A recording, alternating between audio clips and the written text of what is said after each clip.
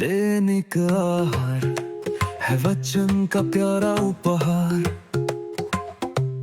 रोज का है ये आत्मा का पोषण संसार।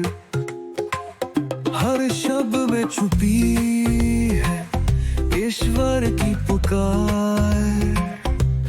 आओ सुनो समझो जीवन में लाओ प्यार।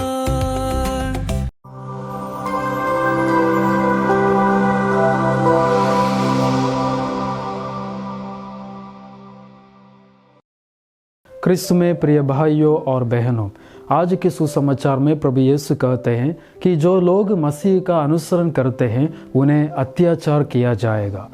हम यहाँ एक सवाल पूछ सकते हैं, क्या यह सब कष्ट और अत्याचार मसीही होने की सजा है? बिल्कुल नहीं है। यह हमारे लिए इस दुनिया में यीशु की गवाही देने का एक मौका है, क्योंकि हम इस दुनिया के नहीं हैं। इसलिए प्रभु यीशु संत योहन का सुसमाचार अध्याय 15 में कहते हैं, यदि तुम संसार के होते तो संसार तुमसे प्रेम करता, परंतु तुम संसार के नहीं हो, इसलिए संसार तुमसे बैर करता है। इसलिए अत्याचार सजा नहीं है, बल्कि हमारा मिशन है। हर क्रिश्चियन लोग का काम है कि वे संसार में मसीह की गवाही दे।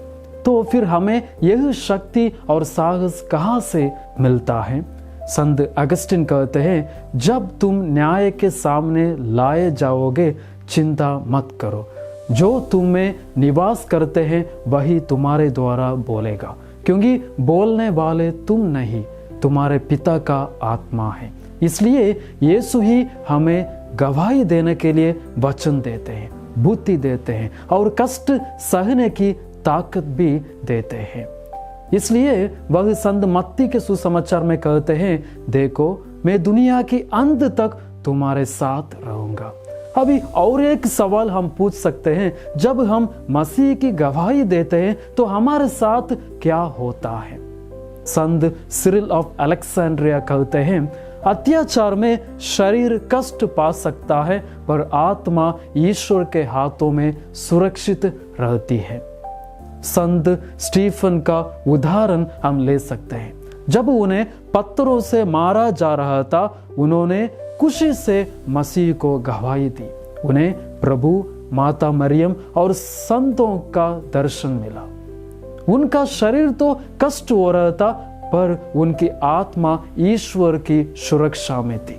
इसलिए क्रिस्त में प्रिय भाइयों तथा बहनों, आज का सुसमाचार हमें बुलाता है कि हम कष्ट और अत्याचार में भी विश्वास योग्य रहे, क्योंकि हम इस संसार के लोग नहीं हैं, ईश्वर के हैं। जो अंत तक मसीह की गवाही देता है वह स्वर्ग का मुकुट पाएगा। तो आइए हम उस कृपा के लिए प्रार्थना करें। आमीन।